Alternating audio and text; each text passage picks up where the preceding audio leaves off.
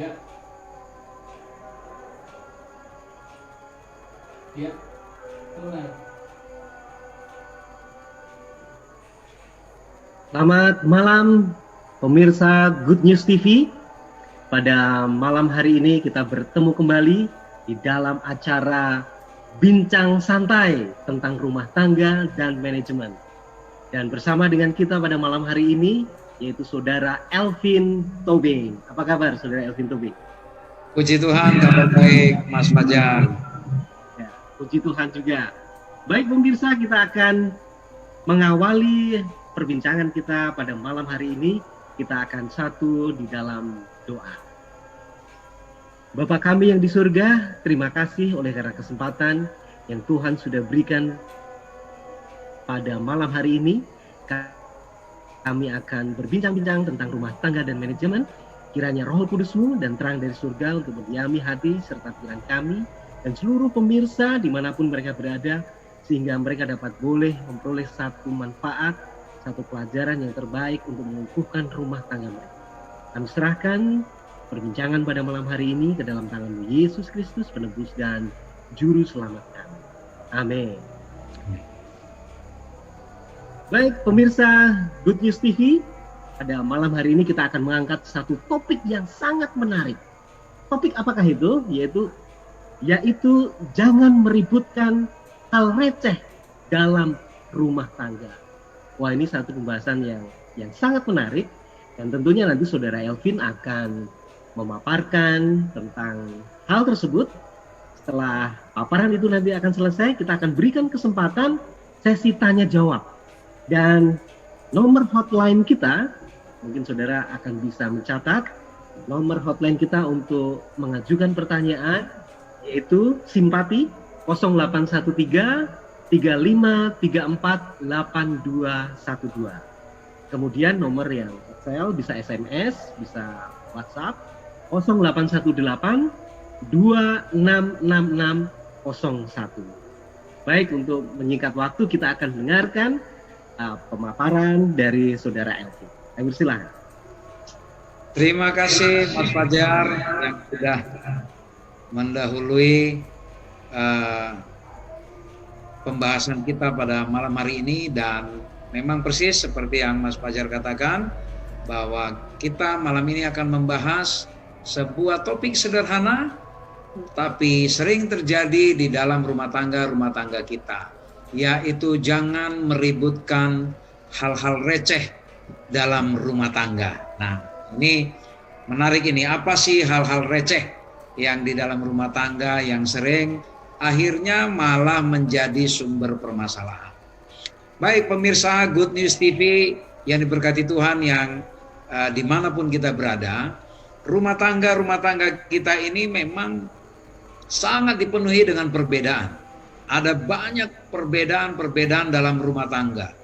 Bisa saja perbedaan sikap antara suami istri, ya, perbedaan cara pandang, ya, cara melihat sesuatu ketika terjadi permasalahan.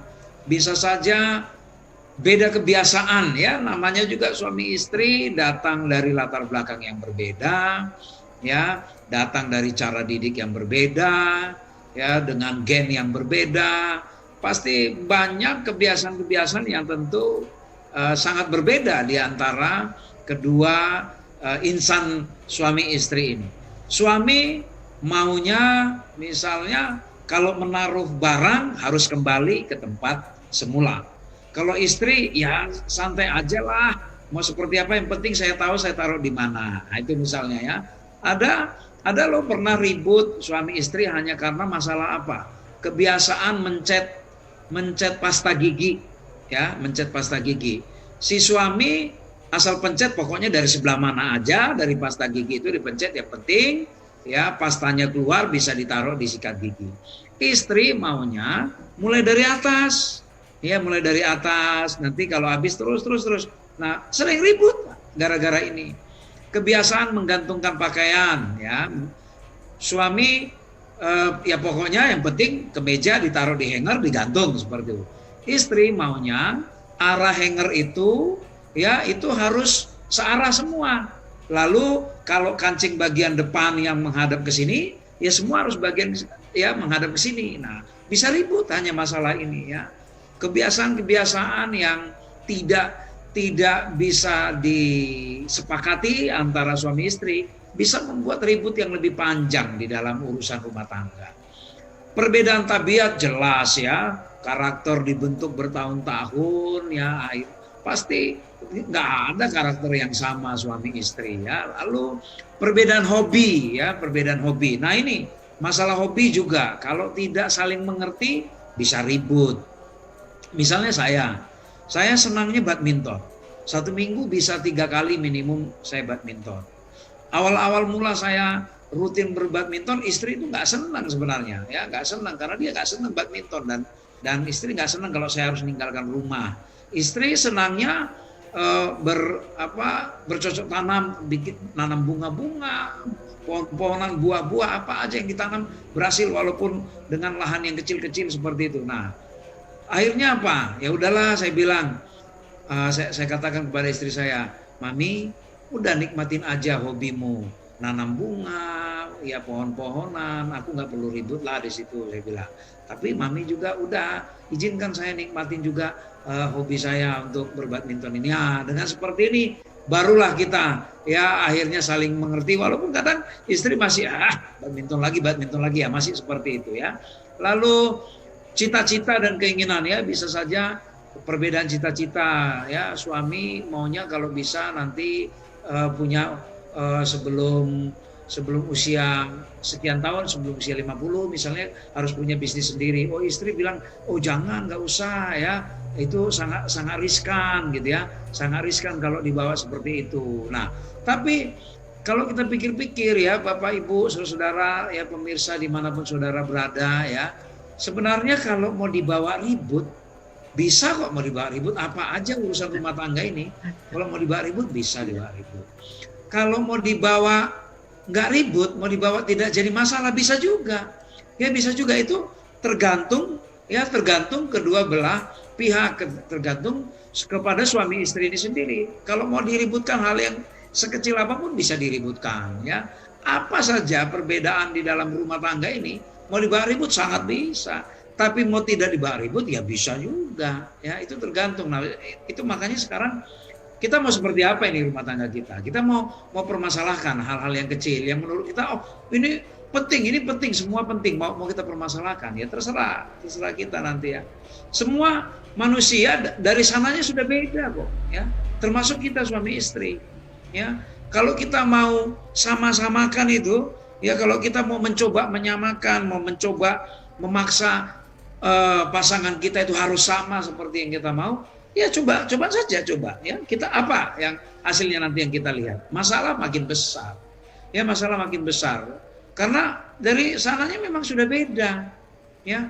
Jadi mau katakanlah si suami mengatakan, oh istri harus hormatin suami, ikutin dong apa permintaan suami, wah mau dibuat seperti itu, rumah tangga makin kacau ya, makin kacau. Jadi pada malam ini kita penting ya membahas, menyamakan persepsi. Kenapa sih nggak usah meributkan hal-hal receh dalam rumah tangga gitu? Apa semua harus dibahas? Apa semua harus diperdebatkan? Apa semua harus diluruskan? Ya kan? Ya bisa saja ada kekurangan kita lihat, apa semua harus diributin sih? Apa semua harus kita bahas? Kita harus sama ini pengertian kita, apa harus seperti itu? Ya kan? Masalah nanti cara jemur anduk ya, cara nyimpan duit di dompet ya, cara nyimpan duit di dompet misalnya ya, kalau saya maunya pecahan yang besar, lalu yang lebih kecil seperti itu ya. Lalu kalau misalnya istri ya yang penting masuk ke dompet semua, nggak ada yang hilang ya, lalu apa kita harus ributkan seperti itu? Terserah. Kalau kita punya waktu, punya energi untuk meributkan itu ya silakan. Tapi apa akibat yang kita tanggung nanti ketika kita meributkan hal-hal receh di dalam rumah tangga kita? Nah, pertama ya, apa sih yang sering kita ributkan, atau bagaimana sih kita supaya tidak selalu terjebak dalam hal-hal receh di dalam rumah tangga. Poin pertama, belajarlah tutup mata terhadap kekurangan pasangan Anda. Apa maksudnya? kalau kita mau runut-runut nih, ya kalau kita mau runut-runut bicara kekurangan pasangan, banyak sekali kekurangan pasangan kita menurut versi kita ya. Saya sebagai suami misalnya, kalau mau kita ikut-ikutin, mau lihat-lihat, aduh kekurangan istri banyak sekali, banyak ya. Dan coba sekali kita mencoba fokus kepada kekurangan pasangan kita, yang tadinya hanya terpikir satu atau dua kekurangan pasangan kita, tidak butuh waktu lama, kita langsung secara cepat bisa menemukan kekurangan pasangan kita yang lainnya. Ya, dan kita mau bikin ribut, banyak bahan yang kita mau bikin ribut. Sebuah tulisan bagus ya dari sebuah pena inspirasi mengatakan seperti ini, suami istri itu dikatakan biarlah keduanya berupaya mencintai kelebihan-kelebihan ketimbang kekurangan-kekurangan dalam diri pasangan. Ya, kenapa sih kita nggak fokus kepada kelebihan pasangan kita? Semakin banyak waktu, semakin banyak energi kita habiskan melihat kekurangan pasangan kita. Coba lihat hasilnya. Apakah pasangan kita itu akan berubah seperti yang kita mau? Oh enggak. Dia nggak nyaman. Kita mau robah bukan seperti dirinya. Oh mungkin kita mengatakan, loh apa masa kekurangan nggak bisa diperbaikin? Oh bisa saja. Tapi sekarang kita sebagai pasangan, kalau kita mau fokus dan menuntut harus perbaikin ini. Kamu kok, mami kok kurang ini, si ibu kok kurang, kok sepertinya dalam hal ini ya harusnya diperbaikin ini ya, jangan seperti ini.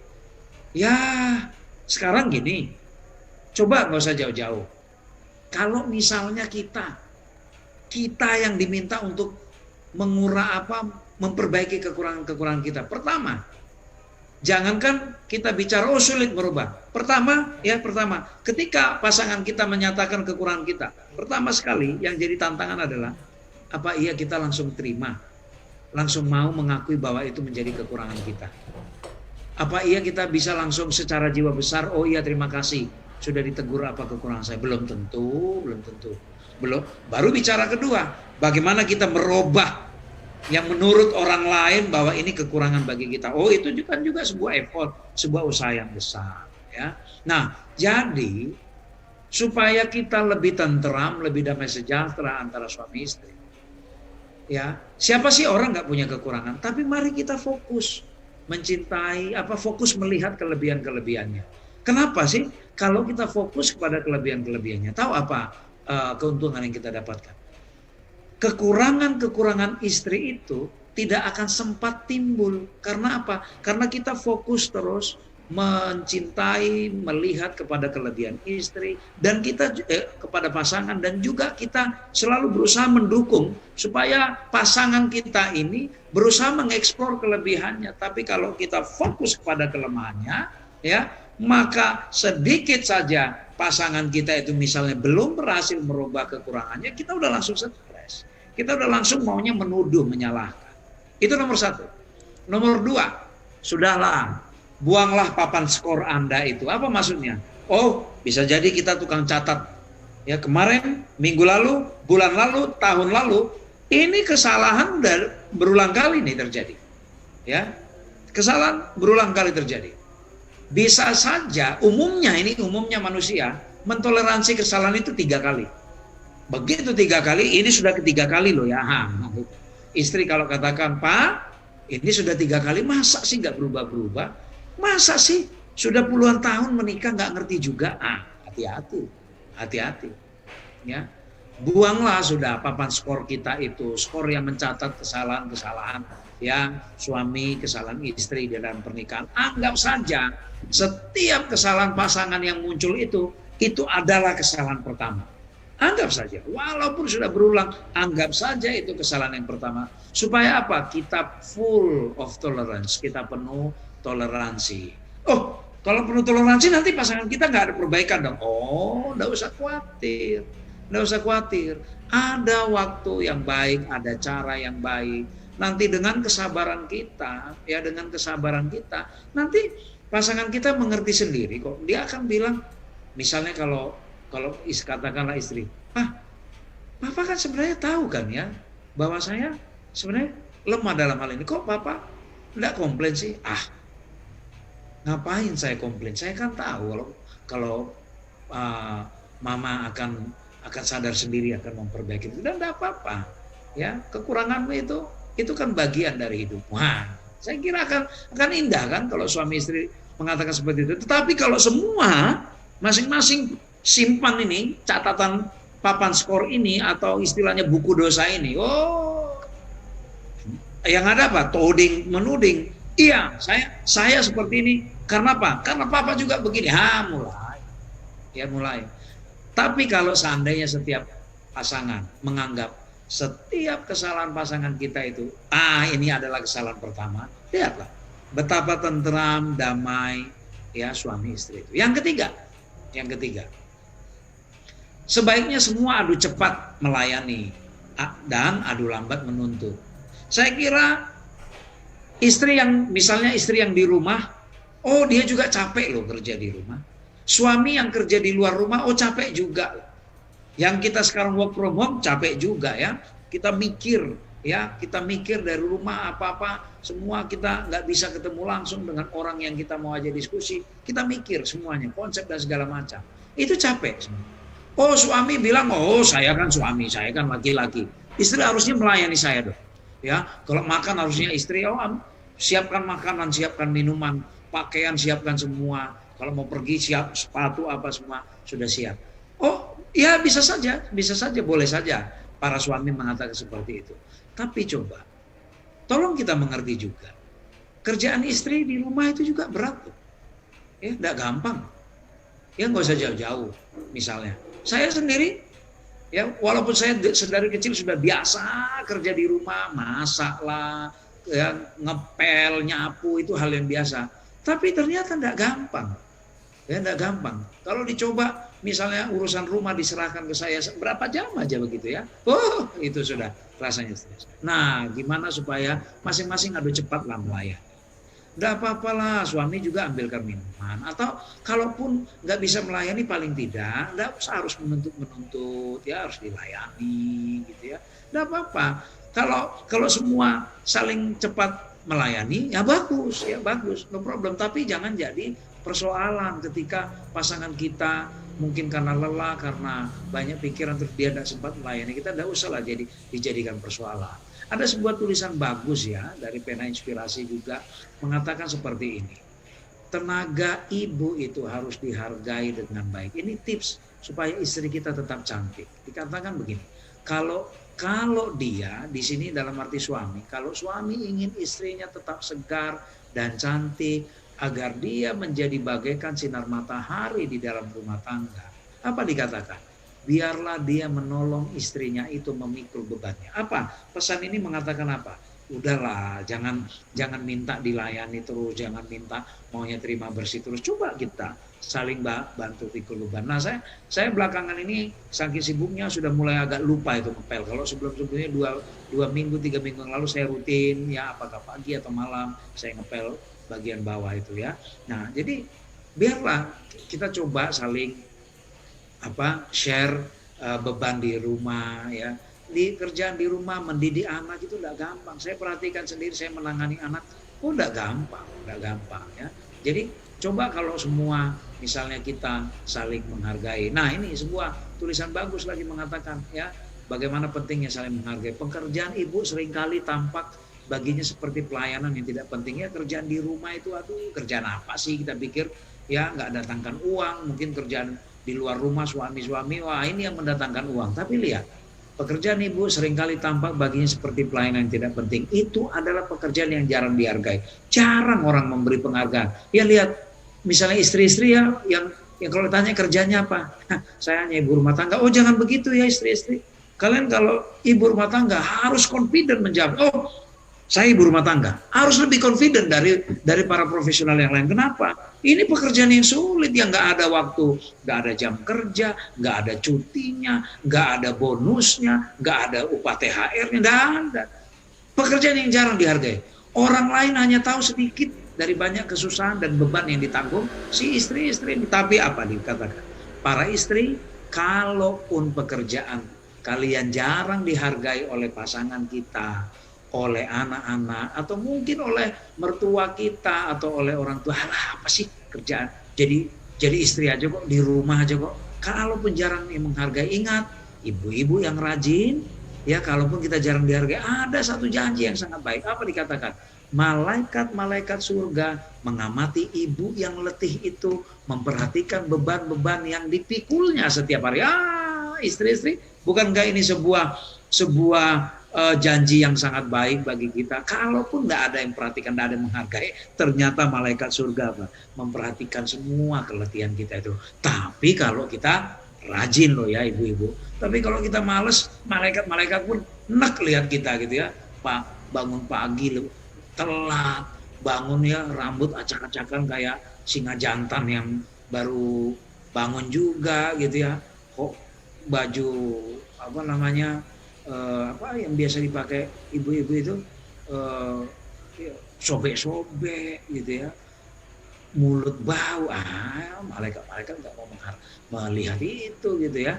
Nah jadi ibu-ibu nggak usah khawatir ya para istri. Nah kepada para suami ini juga menjadi pukulan bagi kita. Mari kita menghargai apa yang dikerjakan oleh istri-istri kita. Yang keempat, ketika terjadi persoalan, supaya persoalan jangan makin besar, ya, supaya hal yang receh jangan menjadi mata uang yang besar.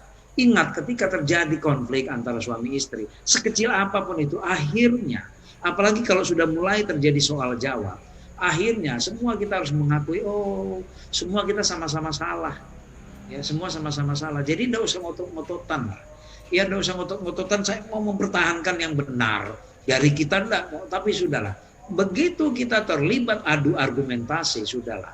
Mari kita mengakui kita semua sama-sama salah. Ya namanya sama-sama salah, yang dibutuhkan apa? Tidak ada lagi pembenaran yang diperlukan dari kita. Tapi apa? Ya sudah, namanya sama-sama salah, ya udah anteng aja lah. Gak usah lagi tudang-tuding, ya udah diam aja lah dulu ya. Kalaupun belum siap minta maaf, diam dulu. Gitu ya, diam dulu ya. Nanti kalau enggak berani verbal minta maaf, ya tunjukkan melalui bahasa tubuh. Ya tunjukkan melalui bahasa tubuh, tunjukkan melalui ya gerak-gerik kita bahwa kita sudah gencatan senjata gitu. Jauh lebih baik lagi kalau kita secara verbal bilang maaf, apalagi bahasa tubuh kita peluk, kita sampai kita cium pasangan kita itu. Nah, itu jauh lebih baik ya kalau semua kita ngaku sama-sama salah. Yang kelima, sudahlah, kalau lagi emosi, stop bicara. Jadi gitu, kalau pasangan kita lagi emosi, lagi penuh amarah, jangan kita ikutin lagi. Ini kalau pasangan kita lagi ribut, tambah lagi. Ini sama kayak sama-sama ngisi bahan bakar. Yang di sini ngomong gitu ya, kita isi bahan bakar, naik situ kan, sini naik, pindah lagi bahan bakar lagi ke kita, naik lagi terus, bahan bakar terus, airnya bertambah terus. Nah, akhirnya apa? Tadinya masalah kecil, rame melebar kemana-mana. Tadinya misalnya yang diributkan adalah ya seperti pelajaran kita minggu lalu, ada konflik kognitif namanya kan, yang diributkan misalnya ini kenapa belum beres rumah, akhirnya apa, udahlah cara ngomongmu nggak usah begitulah, ya nggak usah angkat, mulai yang diributkan adalah tangannya kenapa harus ke pinggang, kenapa harus nuding-nuding, mulai persoalan kemana-mana. Stop bicara kalau selagi penuh amarah, ya jauh lebih baik ya supaya hal-hal receh tadi itu tidak jadi besar, bila perlu menghindar aja. Bila perlu menghindarin. Kalau pasangan kita lagi udahlah, lebih baik menghindar dulu ya, enggak usah di depannya kita berbalasan di situ ya. Jangan sampai hal yang kecil tadi jadi bisa yang tadi sebenarnya hanya sebatang korek api tapi jadi bisa membakar satu komplek perumahan. Yang keenam, jangan mempertegas kesalahan pasangan Anda. Apa itu maksudnya? Gini loh, masing-masing kita punya kesalahan, masing-masing kita punya kekurangan. Ya, kalau sudah kita sampaikan bahwa pasangan kita itu salah, ya sudah. Tapi tidak usah diulang-ulang, tidak usah dipertegas lagi. Ya. Tidak usah kita meminta harus sampai dia mengatakan pasangan kita bilang, iya saya salah, tidak usah. Ada filosofi Jawa yang sangat bagus ya. Ngono yo ngono, ning ojo ngono gitu. Jadi kalaupun kita benar ya udah, tapi tidak usah juga harus mempertegas, mengulang-ulang itu. Ya kita nggak usah ngomong ya saya yang benar ya, kamu salah, saya yang benar, kamu salah, nggak usah. ngono ya ngono ning ojo ngono. Yang tadinya kita benar, tapi karena kita selalu ngomong kita benar, orang juga jadi enek dengar kita benar gitu ya. Ini kan filosofi yang sangat baik ya, ngono ya ngono ning ojo ngono. Kalau kita pintar ya nggak usah sumbar-sumbar ngomong-ngomong pintar, orang juga akhirnya jadi enek juga sama pengakuan kita yang pintar itu. Orang akhirnya mikir ini jangan-jangan nggak pintar kok bolak-balik ngomong pintar. Nah ini ya, nggak usah mempertegas kesalahan pasangan kita. Kalaupun dia sudah salah, apalagi dia tahu, mungkin dia secara bahasa tubuh kita tahu bahwa si pasangan kita ini udah salah, ya nggak usah harus kita ulangin lagi, kita bahasa verbalkan lagi, ya nggak usah. Ya, yang penting kita sudah sama-sama tahu, gitu ya. Yang ketujuh, stoplah menjadi panic button. Apa itu panic button? Ketika ada persoalan kecil, nggak usah heboh, lebay, istilah sekarang itu lebay. Kita seolah-olah jadi panic button. Ya, hal yang kecil dibuat seolah-olah besar. Ini gimana ini? Ini gimana gini? Slow, tenang dulu, tenang, ambil waktu ya. Ini karena kepanikan kita itu malah membuat masalah seolah-olah jauh lebih besar dari kenyataannya. Dan ingat, rumah kita itu bukan unit gawat darurat. Sedangkan unit gawat darurat itu perawat-perawat dan dokter sudah dilatih tenang. Dalam kondisi se-emergency apapun sudah tenang. Nah kita perawat dan dokter di rumah kita. Apa iya kalau ada masalah kita nggak bisa cukup tenang mengontrol keadaan itu? Ya supaya apa? Ingat, kepanikan kita itu menjalar, membuat orang lain yang tadinya tenang malah bikin panik. Tapi kalau kita tenang, masalah yang tadinya besar, kita bisa yang lain itu bisa ikut tenang dan kita bisa berpikir. Ingat, orang panik itu kan sulit berpikir tenang. Lebih baik fokus, ya, lihat orang panik itu, ini kenapa sih? Kok begini? Iya, lihat pertanyaan-pertanyaan orang panik selalu kenapa? Siapa yang bikin? Kenapa? Siapa yang bikin? Gitu terus. Kok bisa? Tapi orang yang tenang, pertanyaannya apa? Solusinya apa ini? Oke, gimana ini caranya supaya kita selesai? Itu langsung. Nah, stop menjadi panic button. Supaya apa? Supaya hal yang kecil nggak jadi besar. Hal yang receh nggak jadi mata uang besar. Ya, ini kepada kita tenang. Dan ada kadang-kala begini, panic button ini, orang-orang yang suka melakukan perilaku panic button ini, ya ini termasuk salah satu perilaku difficult people namanya, orang yang sulit dihadapin juga salah satu. Sebenarnya orang panic button ini pada dasarnya bukan orang yang peduli, ya, bukan orang yang care dengan persoalan yang ada, tapi pura-pura care, ya, supaya dia dikatakan orang yang care dengan persoalan ini. Dia pura-pura, ya, menunjukkan oh ini gimana supaya dia terlihat peduli sekali dengan keadaan, padahal sebenarnya enggak juga. Justru orang yang tenang, yang berpikir, itu yang care. Dan pertanyaan orang panic button sekali lagi itu hanya mau mencari-cari siapa yang salah, kok bisa, dan dia senang itu ujungnya apa? Supaya ada orang yang dipersalahkan. Itu kok tujuannya orang panic button. Ya, sudahlah, stoplah, mari kita suami istri, ya, supaya persoalan kita tidak makin besar di rumah, ya, supaya rumah kita itu tidak kayak unit gawat darurat di rumah sakit. Ya, mari stop menjadi panic button. Lalu yang ke-8, pasangan kita itu bukan kita. Pasangan Anda itu bukan Anda sendiri. Apa maksudnya? Kalau kita misalnya orang yang detail sekali, ya monggo, jangan paksa orang lain harus seperti kita. Ya, jangan paksa. Kalau kita orangnya misalnya, kalau katakan mandi dulu baru makan, ya, baru nanti berpakaian, itu kita. Pasangan kita belum tentu nyaman dengan itu. Ya, mari kita saling menghargai. Kita senangnya makanan yang berkuah-kuah, istri senangnya yang gorengan, ya sudah. Kita nggak usah terlalu meributkan itu. Ya, nggak usah terlalu meributkan itu. Ya, jangan kita paksa dia harus mengikuti seperti kita. Nggak bisa seperti kita. Menurut kita ini, kita terbiasa dididik rapi, teratur semua oleh orang tua kita dulu mungkin, ya. Lalu jangan paksakan istri yang ada di tangan kita itu kan sudah umur sekian puluh tahun. Ya, rata-rata katakanlah umur 20 sekian perempuan kita nikahi. Ya, 20 sekian tahun dia sudah terbentuk tabiatnya. Lalu kita datang tiba-tiba seolah-olah mau jadi seperti pesulap yang bisa merubah pasangan kita dalam waktu sekejap. Oh, siapa kita, ya? Pasangan kita itu bukan kita, ingat, ya. Pasangan kita bukan kita. Pasangan kita yang berbeda dari kita itu Justru jadikan itu sebagai apa? Sebagai pelengkap atas kekurangan kita. Kenapa? Apa iya kita nggak punya kekurangan? Pasti dong punya. Ya. Nah, kekurangan kita itu bisa saja ada di pasangan kita. Disitulah kita gunanya saling melengkapi. Pasangan kita itulah yang menutup kelemahan kita. Kelebihan kita itu menutup kekurangan di pasangan kita. Jadi jangan dipaksakan harus sama semua. Nggak bisa. Kita suka warna, misalnya kita suka warna yang katakan warna biru. Istri senangnya misalnya warna yang coklat muda atau krem, dia sukanya gitu ya. Jangan dipaksa, nggak kompak lah. Kita rumah tangga kita harus biru dong. Mama harus ngikut dong. Nggak bisa loh. Nggak bisa ya. Pasangan Anda itu bukan Anda. Yang ke-9, buang deadline atau batas waktu. Artinya apa? Bisa saja berulang kali terjadi kesalahan ya. Berulang kali terjadi kesalahan dari pasangan kita. Kita sudah patok, ini harus berubah atau harus tidak terjadi lagi. Sudahlah, ya saudara sekalian, buanglah deadline itu. Ya, kebangetan lah masa 10 tahun menikah, 15 tahun menikah, 20 tahun menikah, 25 tahun menikah, 30 tahun menikah, kok nggak berubah juga sih?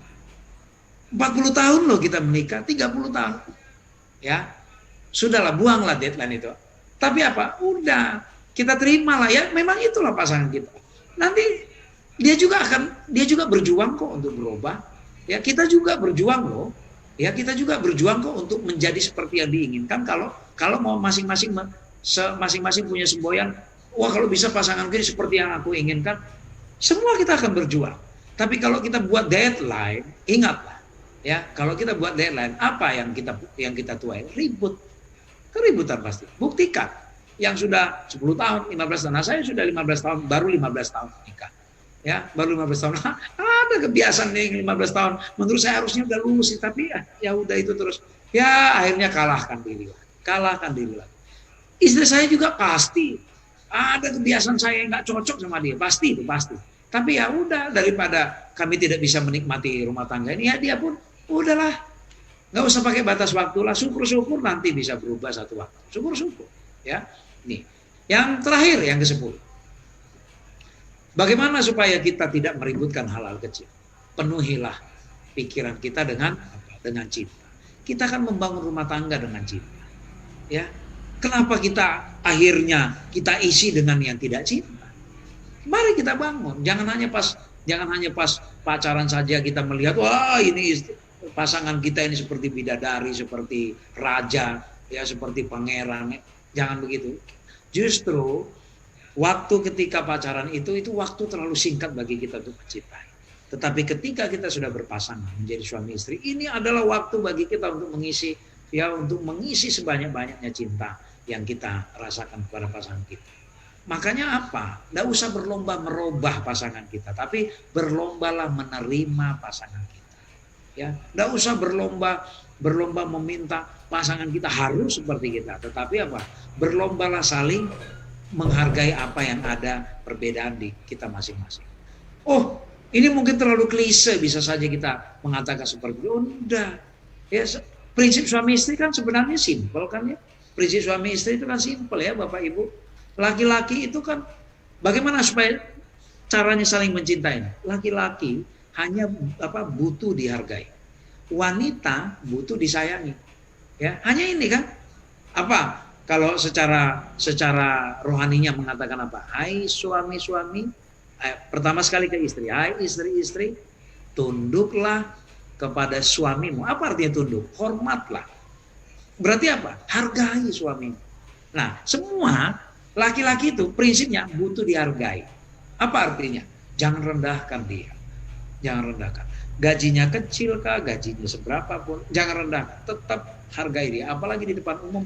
Tempatkan dia sebagai sosok laki-laki terbaik yang ada di hidup kita. Ya, jangan disuruh-suruh di depan orang lain, apalagi disuruh-suruh. Ya, turun derajatnya dan egonya itu terganggu. Jangan disuruh-suruh. Ya, jangan istrinya lenggang kangkung, bagai bidadari, suaminya bawa ini itu, bawa barang banyak-banyak kayak jongos, kayak pembantu. Janganlah. ya. Jangan. Laki-laki butuh dihargai. Lalu wanita apa? Butuh disayangi. Hai suami-suami, kasihilah istrimu, katanya kan. Hanya ini kok prinsipnya. Ketika masing-masing tahu menjalankan prinsip ini, laki-laki butuh dihargai, wanita butuh disayangi, nggak ada hal-hal receh yang bisa membuat rumah tangga kita ribut. Nggak ada. Ya nggak ada. Ya tinggal itu. Ada sangat banyak sekali hal-hal yang lebih penting yang masih perlu kita pikirkan di dalam rumah tangga kita. Bagaimana kita mempersiapkan masa tua kita, bagaimana mempersiapkan anak-anak, ya sekolahnya, masa depannya. Syukur-syukur kalau kita bisa memberikan rumah untuk anak kita nanti. Syukur-syukur kita kita bisa mempersiapkan asuransi atau deposito untuk anak kita. Masih banyak yang perlu. Ngapain kita buang waktu untuk meributkan hanya masalah naruh kunci mobil atau kunci sepeda motor, hanya naruh dompet, hanya nyimpan sepatu. Ya, oke, itu semua penting, tapi ngapain ribut? Ya, itu penting, teratur itu penting, rapi penting, bersih penting, tapi jangan jadi ribut. Ya, jangan jadi ribut. Nikmatilah rumah tangga yang kita sudah susun, ya, kita sudah perjuangkan dengan susah payah. Itu banyak dulu mungkin yang berjuang untuk mendapatkan istri kita, banyak juga perempuan yang mungkin yang menginginkan kita jadi suaminya, banyak calon mertua dulu yang menginginkan kita jadi menantunya. Lalu kita sudah pilih ini, kok kita nggak mau menikmati? Kenapa kita nggak mau menikmati pilihan hidup yang kita buat? Oh, saya dulu nggak cinta sama pasangan. Oh, lalu kita mau teruskan hidup yang awalnya dikatakan nggak cinta itu. Maaf ini, kurang bijak sekali kita harus menjalani hidup ini, hidup dengan pasangan kita tidak penuhi dengan cinta. Oh, ngapain? Pikiran kita juga jadi susah. Jadi kepada para pasangan-pasangan baik pemirsa di Good News TV, ya, mari kita nikmati keluarga kita. Don't sweat the small stuff in family. Dah, usah diributkan ya hal-hal receh ya di dalam keluarga kita. Kiranya Tuhan memberkati kita. Inilah materi yang boleh saya bawakan pada malam hari ini. Saya kembalikan kepada Mas Fajar jika ada mungkin pertanyaan-pertanyaan dari para pemirsa di Good News TV. Puji Tuhan, kita baru saja mendengarkan satu pemaparan satu materi yang luar biasa sekali untuk keutuhan rumah tangga kita. Nah, ini sembari kita menunggu pertanyaan-pertanyaan dari para pemirsa, barangkali kita sedikit berbincang-bincang ya, Saudara Elvin ya. Ya. Tadi ada satu yang menarik tadi ya. Jadi kalau seandainya pertanyaan, memang ini sudah dijawab itu. Seberapa banyak toleransi yang kita bisa berikan kepada pasangan kita supaya kita tidak meributkan hal-hal yang receh ini. Baik, ini pertanyaan yang sangat-sangat bagus. Berapa banyak toleransi yang bisa kita berikan? Kita tidak meributkan hal-hal receh ini. Ya. Jadi namanya lah juga hal receh ya. Kalau kita bahas dapatnya juga receh, gitu kan? Kalau kita buang energi, toh yang kita ributkan juga receh. Untuk apa kita buang energi banyak hanya untuk sesuatu yang receh, gitu kan? Lalu pertanyaan, seberapa banyak toleransi yang kita buat untuk pasangan kita?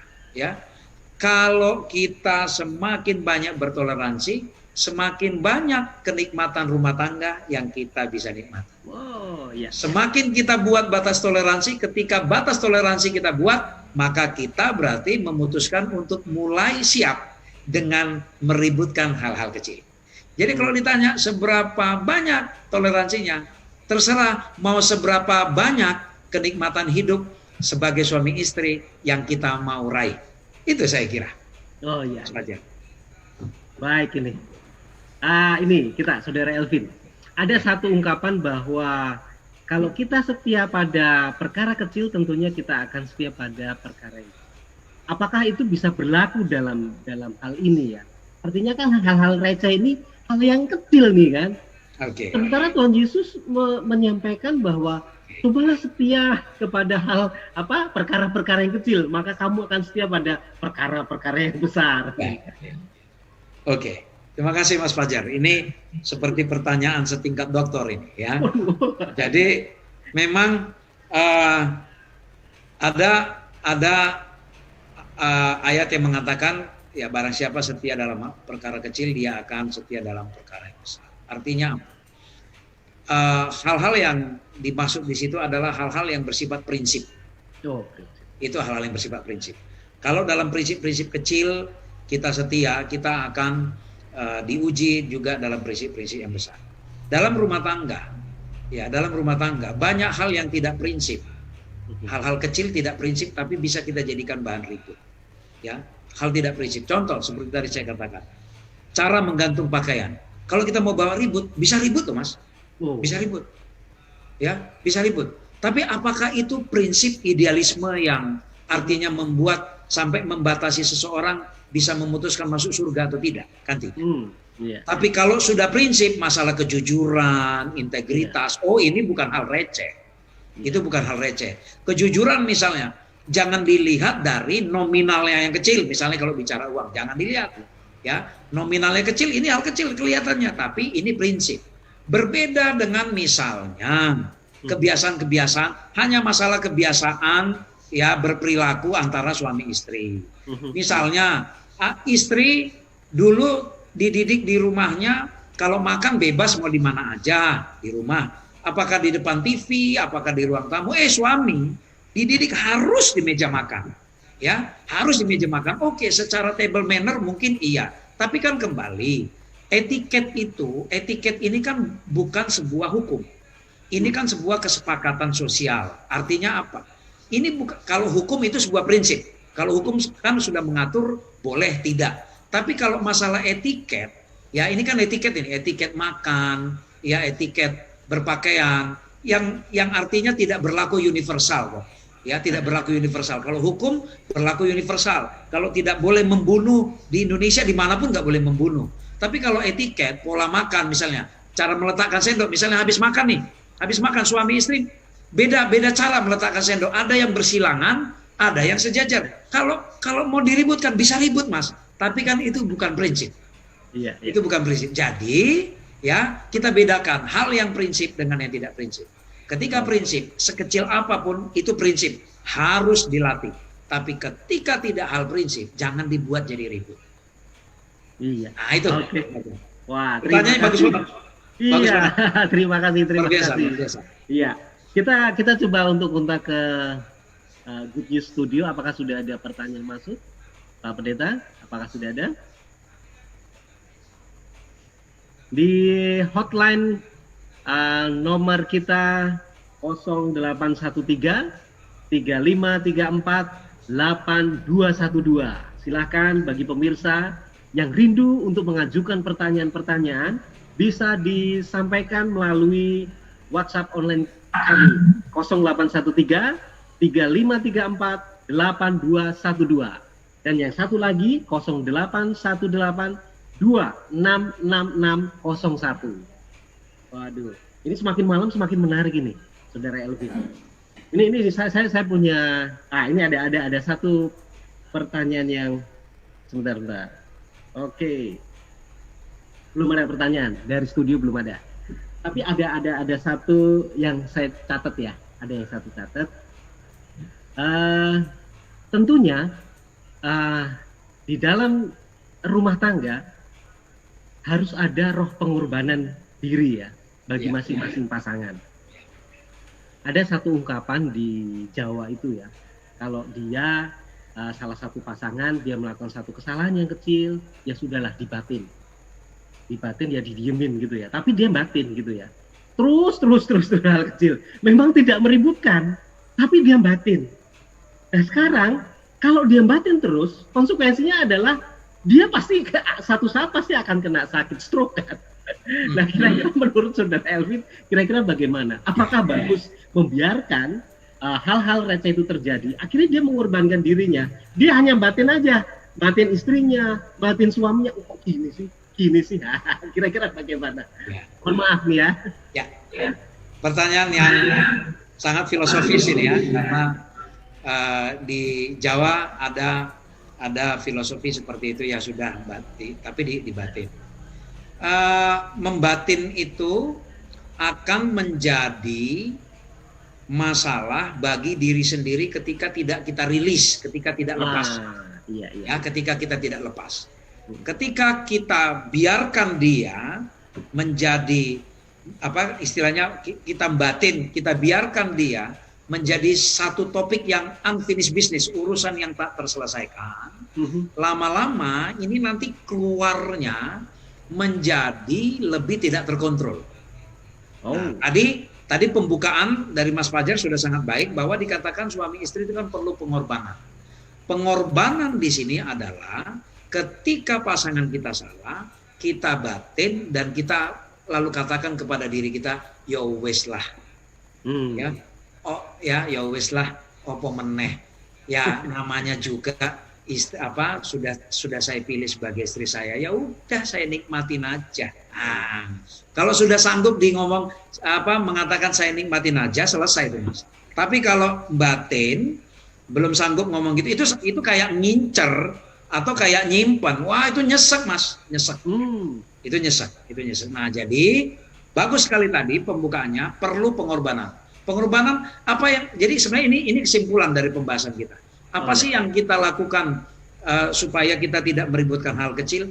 Masing-masing pihak perlu pengorbanan diri. Ketika melihat kekurangan pasangan, ya udah kita berkorban. Artinya apa? Berkorban untuk tidak ngotot harus merubah pasangan. Berkorban untuk tidak ngotot harus membahas. Berkorban untuk tidak ngotot harus kasih batas waktu.